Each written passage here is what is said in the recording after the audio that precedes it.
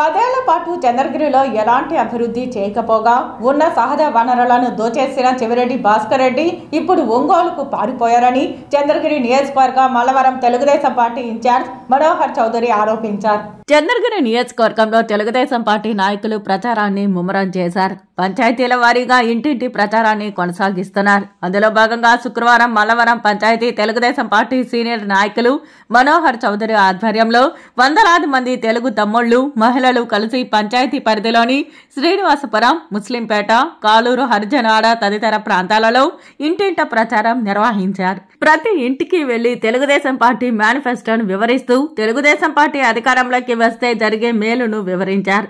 స్థానిక మహిళలు వారికి అడుగడుగునా కర్పూర హారతలతో పూలమాలతో స్వాగతం పలికారు. సైకిల్ గుర్తుపై ఓటు వేసి ఖచ్చితంగా పులివర్తి నానిని గెలిపించుకుంటామని హామీ ఇచ్చారు. ఈ సందర్భంగా మనోహర్ చౌదరి మీడియాతో మాట్లాడుతూ 10 ఏళ్ల పాటు చెవిరెడ్డి భాస్కర్ రెడ్డి నియోజకవర్గ పరిధిలో మఠం భూములను, ఇసుకను, ఎర్రచందనాన్ని దోచుకుని కోట్లకు పడగలెత్తారని ఆరోపించారు. చెవిరెడ్డి తన అనుచరులకు తప్ప నియోజకవర్గ ప్రజలకు ఎలాంటి మేలు చేయలేదని మండిపడ్డారు. తీరా ఓడిపోతామని తెలిసి ఇప్పుడు ఒంగోలుకు పారిపోయి ఎలాంటి రాజకీయ అనుభవం లేని తన కొడుకుని ఇక్కడ నిలబెట్టారని ఎద్దేవా చేశారు. 100% చంద్రగిరి నియోజకవర్గంలో తెలుగుదేశం పార్టీ విజయం సాధిస్తుందని, అయితే తాము నాని మెజారిటీ కోసం ప్రయత్నిస్తున్నామని పేర్కొన్నారు. ఈ కార్యక్రమంలో రవిచంద్ర, మునయ్య, నవీన్, ప్రభు, మురళి, జానకి, షఫీర్ తదితరులు పాల్గొన్నారు. మాఫియా, ఎర్రచంద్రం మాఫియా, భూమాఫియా, తర్వాత మఠం భూములు పూర్తిగా ఆక్రమించింది కాక చెరువులో కూడా ఆక్రమించేసి నీళ్లు లేకుండా చేసేసినాడు. ఇప్పుడు వాళ్ళ కొడుకుని దించినాడు. వాడిపోతామని ఇక్కడ తెలిసిన తర్వాత అతను ఒంగోలుకి వెళ్ళిపోయి అతను కొడుకుని ఇక్కడ పెట్టినాడు. ఖచ్చితంగా వాడిపోతారు. ఇక్కడ నాని గ్యారంటీగా గెలుస్తున్నాడు. అది కూడా గెలిచేసినాడు ఎప్పుడో.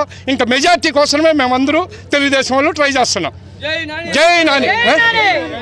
సంవత్సరాలుగా చాలా కష్టపడతాం. ప్రతి ఒక్క విలేజ్లో పేరున పిలిచే వ్యక్తి ఒక నాని మాత్రానికే.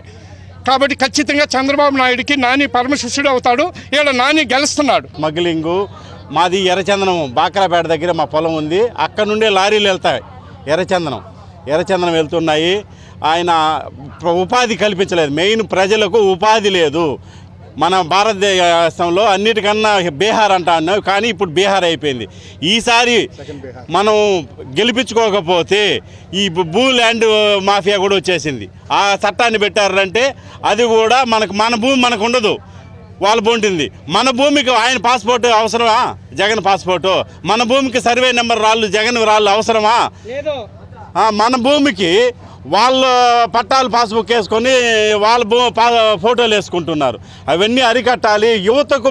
యువతకు ఉపాధి కల్పించాలి అంటే చంద్రబాబు నాయుడు రావాలి. మనకి ఇండస్ట్రీలు రావాలి. ఇండస్ట్రీలు రావాలంటే చంద్రబాబు నాయుడు రావాలి.